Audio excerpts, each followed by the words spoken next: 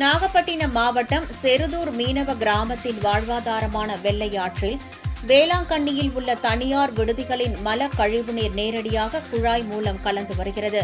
இதனால் மீனவர்கள் வாழ்வாதாரம் பாதிக்கப்பட்டு மீன்பிடி தொழில் செய்யாத நிலை ஏற்பட்டுள்ளது.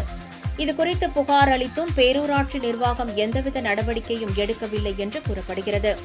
இந்நிலையில் பேரூராட்சியில் அலட்சிய போக்கை கண்டித்தும் ஆற்றில் கழிவுநீர் நேரடியாக கலக்கும் குழாய் அமைக்கும் பணிகளை தடுத்து நிறுத்தியும் வாகனங்களை சிறைப்பிடித்தும் மீனவர்கள் போராட்டத்தில் ஈடுபட்டனர்.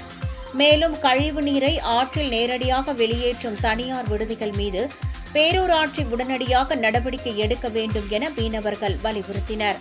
போராட்டத்தில் ஈடுபட்ட மீனவர்களிடம் பேச்சுவார்த்தையில் ஈடுபட்ட வேளாங்கண்ணி காவல் ஆய்வாளரை முற்றுகையிட்டு மீனவர்களுக்கும் கடும் வாக்குவாதத்தில் ஈடுபட்டனர்.